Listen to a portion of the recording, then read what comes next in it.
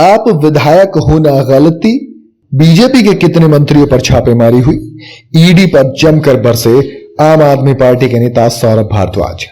आम आदमी पार्टी के नेता राजकुमार आनंद के घर पर ईडी की छापेमारी के बाद आप नेताओं की तरफ से कड़ी में प्रतिक्रिया आई है और दिल्ली में अरविंद केजरीवाल सरकार के मंत्री सौरभ भारद्वाज ने बीजेपी शासित केंद्र सरकार पर हमला बोलते हुए कहा कि बीजेपी एजेंसियों का जितना गलत इस्तेमाल कर रही है उतना गलत इस्तेमाल तो ब्रिटिश भी नहीं करते थे।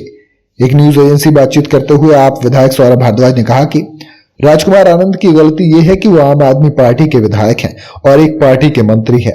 यहां तक कि अंग्रेजों के शासन के वक्त भी अगर आपको किसी के घर की तलाशी लेनी होती तो आपको अदालत से वारंट की जरूरत पड़ती थी। पहले अदालतें सर्च वारंट जारी किया करती थी, लेकिन आज ईडी को किसी कोर्ट वारंट की जरूरत नहीं है। ईडी के अफसर तय करती है जिसके घर में छापेमारी करनी है।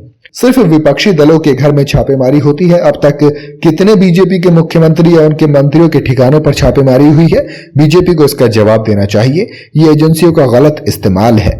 इससे पहले ईडी ने आपके विधायक और दिल्ली के श्रम मंत्री राजकुमार आनंद के सिविल लाइन इलाके में स्थित आवास पर छापेमारी की। अरविंद केजरीवाल के नेतृत्व वाली सरकार में राजकुमार आनंद सामाजिक कल्याण और SC/ST कल्याण मंत्री हैं। वो पटेल नगर से विधायक हैं। बताया जा रहा है कि आनंद के खिलाफ ये छापेमारी मनी लॉन्ड्रिंग से संबंधित मामले में की गई है। केजरीवाल सरकार के मंत्री के खिलाफ DRI ने चार्जशीट दाखिल की है। राजकुमार आनंद पर हवाले के जरिए लेन देन करने और 7 करोड़ रुपए से ज्यादा की कस्टम चोरी का आरोप लगा है। आनंद साल 2020 में पहली बार पटेल नगर सीट से विधायक बने थे। उसकी पत्नी वीना आनंद भी यहां से विधायक रह चुकी हैं। ईडी की छापेमारी उसी दिन हुई जिस दिन दिल्ली के कथित शराब घोटाले में पूछताछ के लिए सीएम अरविंद केजरीवाल को ईडी के समक्ष हाजिर होना था।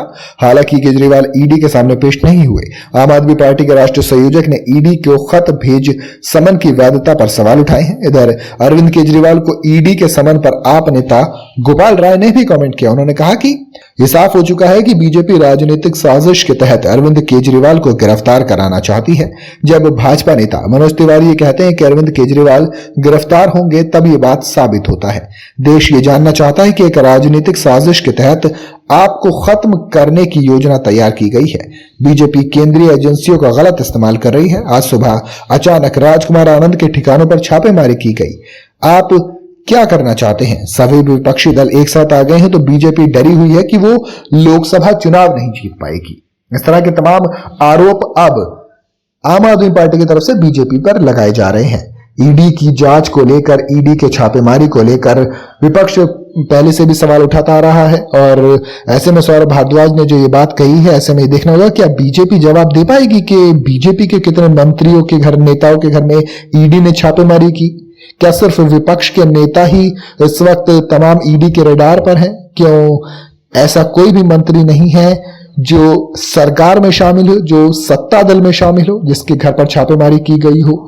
क्या आम आदमी पार्टी के सवालों का जवाब बीजेपी दे पाएगी? आपको क्या लगता है? आप मुझे कमेंट में जरूर बताइएगा।